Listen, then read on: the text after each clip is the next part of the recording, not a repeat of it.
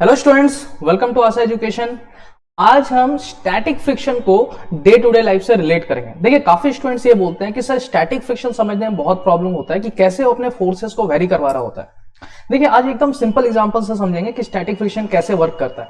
देखिए, अगर मैं आपको बोलूं कि लेट से आपको एक घर ऑक्शन में खरीदना है। ऑक्शन आपने नीलामी, जिसको हम नीलामी बोलते हैं, आप सबने मूवीज में देखा होगा, है ना, कि वहां पे एक बोली लगती है, अगर कोई ज्यादा बोले तो फिर वो बोली बढ़ती है, फाइनली जिसका बोली सबसे ज्यादा होता है वो उसको खरीद के लेके जाता है। तो उसी तरीके से मान लीजिए आप किसी घर के ऑक्शन में जा रहे हैं और आपके पास 10 लाख रुपीज है, ठीक है, और उस घर की ऑक्शन स्टार्ट होती है लेट से 2 लाख रुपीज से। अब अगर कोई 2 लाख रुपीज बोलता है ऑक्शन में फर्स्ट बोली और उससे ज्यादा कोई कुछ नहीं बोल रहा है, तो आप क्या करोगे? आप 2 लाख देके उस घर को खरीद लोगे। ऐसा तो नहीं कि आप उस 2 लाख के जगह पे उसको 10 लाख रुपीज दोगे, ऐसा पॉसिबल नहीं है कि आप उसको 2 के जगह पे 10 दे दोगे, ऐसा तो नहीं है। उसी तरीके से अगर मान लीजिए बोली 2 से 3 हो जाए तो आप क्या करोगे? मान लीजिए आपको घर खरीदना ही है किसी भी हालत में, आप अपने पूरे स्ट्रेंथ लगा के चाह रहे हो, आपको घर बहुत पसंद है, आप उसको खरीदना चाह रहे हो, तो अगर वो 3 लाख हो गया तो आप क्या करोगे? अपना वैल्यू बढ़ा के 3 कर दोगे।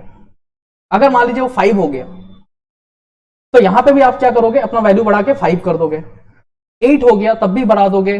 10 हो गया, यहां तक आप अपना वैल्यू बढ़ा दोगे। लेकिन अगर वो 11 हो गया तो आप कुछ भी कर लो, क्योंकि आपके पास सिर्फ 10 लाख है, तो आप उसको नहीं खरीद सकते, आप अपना वैल्यू नहीं बढ़ा सकते। बिल्कुल सिमिलर मैनर में स्टैटिक फ्रिक्शन वर्क करता है। स्टैटिक फ्रिक्शन का मेन मोटिव होता है कि रिलेटिव मोशन को रोकना, उसके बीच के रिलेटिव मोशन को रोक के रखना। तो अगर मैंने फोर्स लगाया और स्टैटिक फ्रिक्शन का जो मैक्सिमम लिमिट है, जैसे आपके पास मैक्सिमम लिमिट 10 लाख था, जो हम लोग जानते हैं कि म्यू एस इंटू एन होता है, अगर वो वैल्यू अगर मान लीजिए उस फोर्स से ज्यादा है तो क्या करेगा? जितना फोर्स किसी एक्सटर्नल ने सप्लाई किया वो उतना ही फोर्स लगा देगा। जैसे किसी ने बोला था कि घर की कीमत 5 लाख है, तो आपने क्या किया? आपने 5 लाख लगा दिया, क्योंकि आपको खरीदना था। स्टैटिक फ्रिक्शन को रोकना है तो क्या करेगा? वो जितना फोर्स एक्सटर्नल लगेगा, स्टैटिक फ्रिक्शन भी अपना फोर्स उतना लगा देगा। मान लीजिए वो फोर्स बढ़ता है तो स्टैटिक फ्रिक्शन भी क्या करेगा? अपने फोर्स को बढ़ाएगा। फोर्स और बढ़ता है, स्टैटिक फ्रिक्शन भी क्या करेगा? अपने आप को और बढ़ाएगा। लेकिन कब तक? जब तक उसकी लिमिट है। जैसे आपकी लिमिट 10 लाख थी, आप उससे आगे नहीं जा सकते थे, उसी तरह से स्टैटिक फ्रिक्शन की limit mu s into N होती है। ये जो वैल्यू होती है वो उससे ज्यादा नहीं जा सकता। तो जो मैक्सिमम लिमिट है, अगर आप उसके अंदर कुछ भी दोगे फोर्स का वैल्यू, तो उसको रोकने के लिए स्टैटिक फ्रिक्शन अपना वैल्यू उतना ही बनाएगा। लेकिन जैसे ही वो वैल्यू उससे ज्यादा हो जाए तो स्टैटिक फ्रिक्शन कुछ भी कर ले, उसको रोक नहीं सकता है।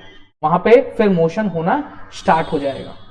तो स्टैटिक फ्रिक्शन इतना ही सिंपल है। अगर आप इससे रिलेट करो, आप सारे क्वेश्चन काफी इजीली बना सकते हो। तो स्टैटिक फ्रिक्शन कितना फोर्स लगाएगा? जितना रिक्वायर्ड है, क्योंकि आप घर के खरीदने के लिए उतने ही पैसे दोगे जितना पैसे देने की जरूरत है, चाहे आपके पास कितना भी ज्यादा हो, मैक्सिमम लिमिट कुछ भी हो, पर आप एक्स्ट्रा पैसे नहीं देते हो। उसी तरीके से स्टैटिक फ्रिक्शन भी एक्स्ट्रा फोर्स नहीं लगाएगा, जितना रोकने के लिए रिक्वायर्ड है उतना ही लगाएगा। लेकिन अगर वो उसके लिमिट से चला गया तो वो उसको रोक नहीं पाएगा। ठीक है, थैंक यू।